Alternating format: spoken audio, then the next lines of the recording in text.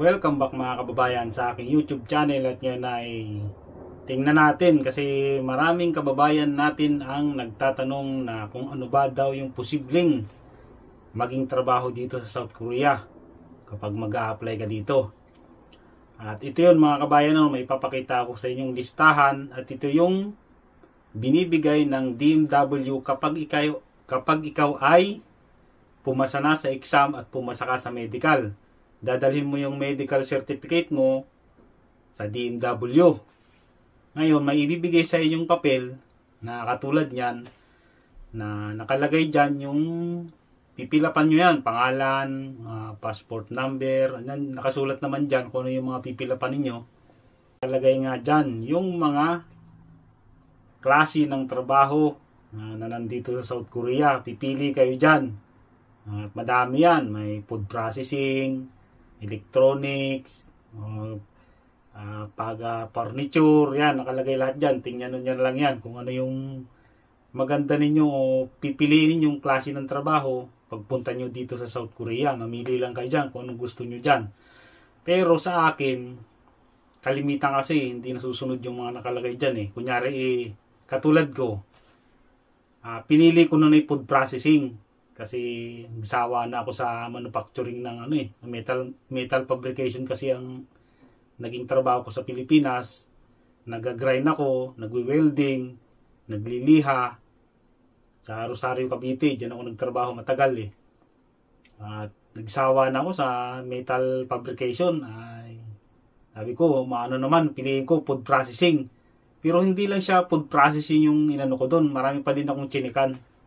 At pagdating ko nga dito, halip na food processing yung napuntahan ko, napunta nga ako sa mga aluminum. Tapos yung pabrika nga ng aluminum ng amo ko, sinarado na. At nandiyan na kami sa, sa engineering. At nagka-calibrate na nga kami ng mga laser katulad yan. Yan, napuntahan ko dito. Kaya hindi rin nasusunod. Kung ano yung gusto mong ilagay dyan sa pinipilapan na yan. At dito kasi pag yung pumili yung mga employer dito ng EPS galing sa Pilipinas, sa akin lang yung sabi ng amo ko picture lang naman daw yung tiningnan niya. Karamihan dito kasi picture lang yung tinitingnan pag pumipili sila ng EPS worker na galing sa Pilipinas, yung mga nakapasa sa exam. Random selection. Kunyari yung pipili yung amo ko, may bibigay sa kanya na list ng mga Pilipino na nakapasa sa exam. Kunyari, binigyan siya ng 20 na pamimilian. Kunyari, kailangan niya dalawa o isa.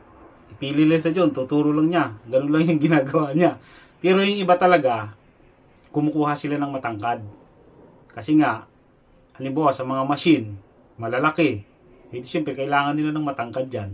Yung iba naman, pumipili ng ganun. Talagang nakadepende sa trabaho.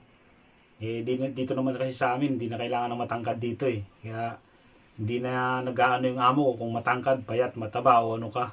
Basta kukuha lang siya ng tao. Ganun lang yun. Doon sa ibang kababayan natin na nagtatanong na tungkol daw kung meron daw housekeeping. Nagtatanong natin kababayan na sa housekeeping daw. Kung titingnan nyo yung papel na yan, parang wala akong nakitang housekeeping dyan na pwede kang pamilihan Pero kung sakaling housekeeping man, yung gusto mo, mas maganda dyan huwag mo munang isipin yung klase ng trabaho kasi ang isipin mo muna kung paano pumasa sa exam. At yun yung maganda mong gawin. Kailangan mo muna mag-aral lang mabuti para pumasa ka sa exam. Ngayon, siyempre, laki naman ng sweldo dito At pagdating mo dito, kung sakaling hindi mo nagustuhan yung trabaho mo, pwede namang magpa-release. Kunyari, maghanap ka ng trabaho na housekeeping, pero hindi ko alam kung meron dito yung mga hotel cleaner. Na babalitaan ko, mga hotel cleaner, yan. Pero sa housekeeping, parang wala akong, meron siguro, pero hindi ko lang siguro alam talaga. Housekeeping at saka hotel cleaner, pareho lang naman yata yan, Pagkakaiba lang yan yung sa bahay at sa hotel. Pareho lang yun, housekeeping at hotel cleaner. Kayo na bahala. Good news para sa mga babae na gustong mag-caregiver dito sa South Korea. Meron ng caregiver na mapupunta na caregiver dito sa South Korea, ano? Kasi ayan, yung post ng DMW ay bigay na nga sila ng registration para sa mga mag-i-exam para sa ang trabaho ay caregiver. Ang ano lang dyan ay kailangan nyo ng in situ caregiver sa TESDA. Yung requirement nila dyan. At ang kailangan lang ay babae. Dapat ang edad mo ay 24 to 38 years old. Yan ang kailangan nila.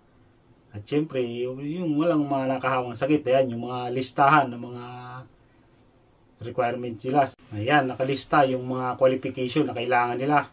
Babae lang ha, caregiver. Ang kukuhanin nila ay nakalagay dyan ay 100 caregiver. At ang registration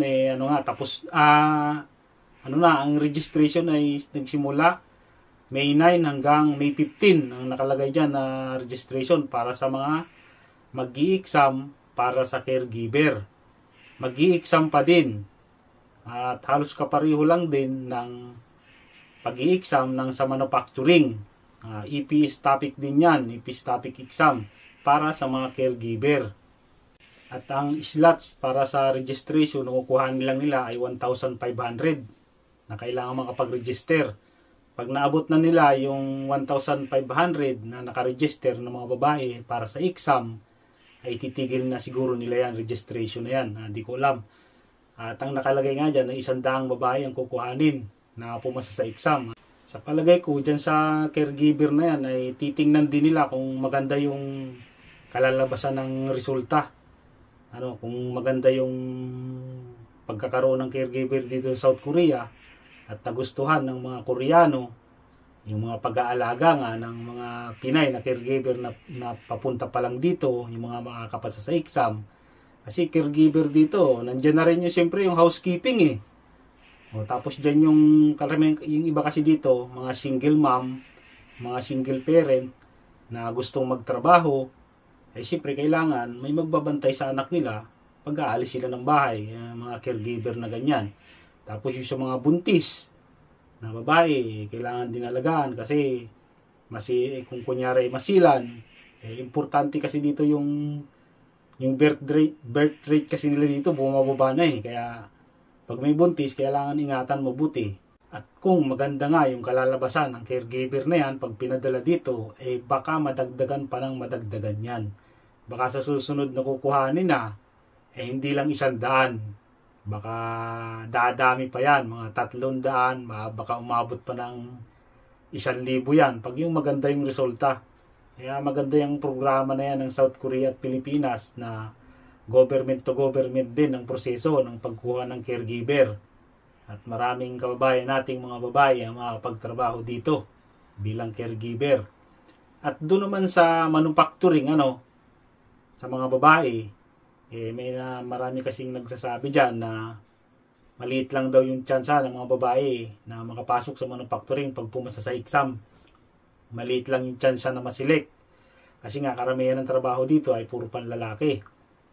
Pero hindi sa akin, hindi ko pwedeng sabihin na marami kasing nagsasabi dyan na 1% lang yung babae na makakalis.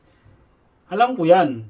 Pero hindi natin pwedeng sabihin talaga na ganun. Kasi kada alis naman ng mga ma-flight dito, papunta ng South Korea ng mga EPS factory worker sa manufacturing, hindi naman pare-pareho Minsan marami yung babae, minsan kaunti.